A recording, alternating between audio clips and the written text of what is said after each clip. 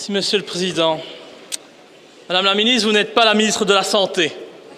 Non, sans hésitation, je peux vous dire que vous êtes la ministre de la maladie publique. Avec les lobbies qui vous dirigent, les lobbies agroalimentaires et pharmaceutiques, vous faites en sorte de nous rendre malades volontairement. Et oui, que voulez-vous? Cela fait marcher l'économie. Nous savons tous aujourd'hui à quel point l'argent est devenu l'élément central de vos politiques au mépris de l'éthique et de la morale. Nous mangeons de la merde à longueur de journée. Nous respirons de l'air pollué par des usines ou via les chemtrails.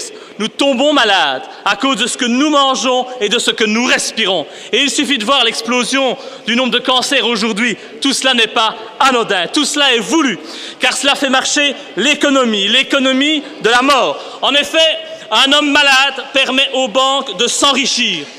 Bien entendu, puisque pour combler le trou de la sécurité sociale, le gouvernement emprunte de l'argent aux banques. L'homme malade, c'est donc un jackpot pour les banques. Ensuite, l'homme malade, eh bien, il prendra des médicaments dont on ne sait pas très bien de quoi ils se composent. Et hop, re-jackpot, parce que là, c'est l'industrie pharmaceutique qui s'en met plein les poches. Et je ne parle pas encore des fameux vaccins que vous nous imposez au mépris total de notre liberté individuelle. Et donc, je vous accuse, Madame O'Cullings, de participer à ce sinistre projet parce que vous ne faites rien pour lutter contre la malbouffe et l'invasion des additifs alimentaires. Vous le savez très bien, l'aspartame est cancérigène et pourtant, vous ne l'interdisez pas.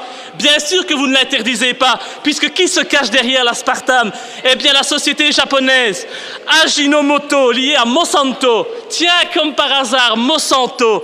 Pas étonnant dès lors que le dernier rapport de l'EFSA du 10 décembre 2013 nie à l'aspartame tout danger sur la santé. Le contraire, Mme O'Cullings, m'aurait étonné. Vous êtes donc responsable de la santé de nos concitoyens. Un jour, ils sauront que vous saviez, que vous avez laissé faire, que vous avez participé à leur empoisonnement. J'aimerais donc que, sans texte, vous répondiez à ces accusations. J'aimerais savoir quels sont les arguments que vous avez à m'opposer. Madame la ministre.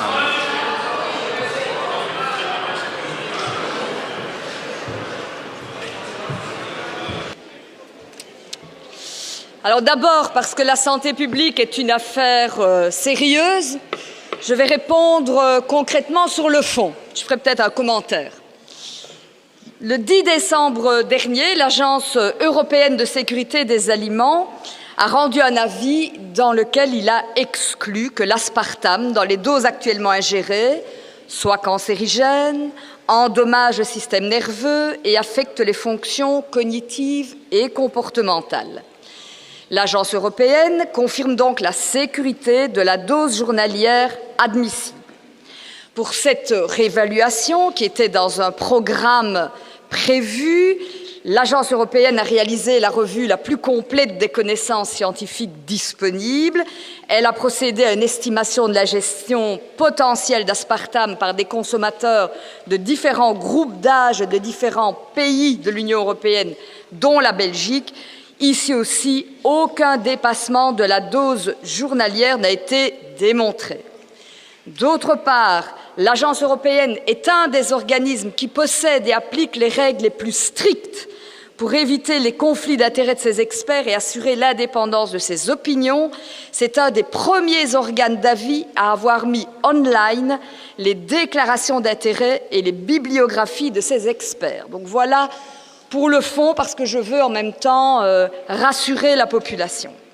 La bonne santé, Monsieur le Président, mes chers collègues, des citoyens est pour moi évidemment une priorité. J'en profite pour remercier les députés, toutes tendances confondues d'ailleurs, qui, en commission de la santé publique, ont toujours soutenu la défense, Madame la Présidente, vous êtes là, qui ont toujours défendu bec et ongles la bonne santé de nos concitoyens, la bonne santé des consommateurs. Alors simplement une petite information, on n'y a jamais vu Laurent Louis.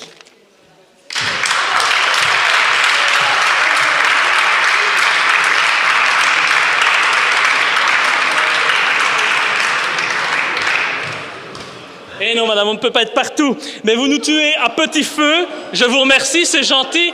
de ne pas être trop rapide dans notre mort. Mais dans son livre, le professeur Woodrow Monté cite 740 sources scientifiques qui attestent de l'extrême nocivité de l'aspartame, et en particulier du méthanol qu'il contient. 740 sources scientifiques. Et à vous écouter, il semblerait qu'il y ait beaucoup de scientifiques mentalement malades ou incompétents dans ce monde. Et pour le professeur Alemani, depuis 35 ans, cet additif a tué 200 millions de consommateurs dans le monde. C'est une arme de destruction massive silencieuse. Dr Roberts, Jim McDonald, professeur Woodrow Monté, professeur John Olney, Ralph Walton, Corinne Gouget, Claire Sévrac, ils sont nombreux ces scientifiques sérieux qui ont traité de ces sujets. Et ils ont tous un point commun, avoir été diabolisés par les médias, discrédités par les politiques comme vous me discréditez et les lobbies pharmaceutiques et agroalimentaires. Vous laissez nos concitoyens ingérer des poisons pour satisfaire les lois du marché, pour créer des produits que l'on peut conserver des semaines et qui nous tuent à petit feu. Bref, vous rendez consciemment vos concitoyens malades pour le fric et vous en...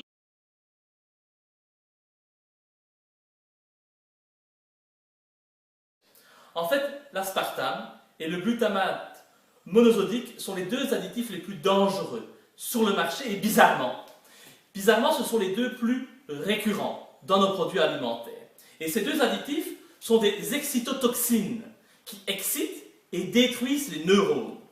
L'aspartame, qu'on appelle aussi E951, provoque des tumeurs cérébrales, ce qui a été prouvé malheureusement sur des singes en 1972 aux États-Unis. Comme quoi, après les singes, nous sommes maintenant les cobayes de l'industrie pharmaceutique et de l'agroalimentaire. Et c'est parce que l'aspartame contient du méthanol au pouvoir sucrant et que cette molécule se transforme en formaldéhyde hautement cancérigène qui peut provoquer des troubles très graves du comportement. En fait, l'aspartame provoque et attaque le système nerveux. Il attaque les yeux, la mémoire, le foie, les reins, etc. En fait, c'est un véritable poison.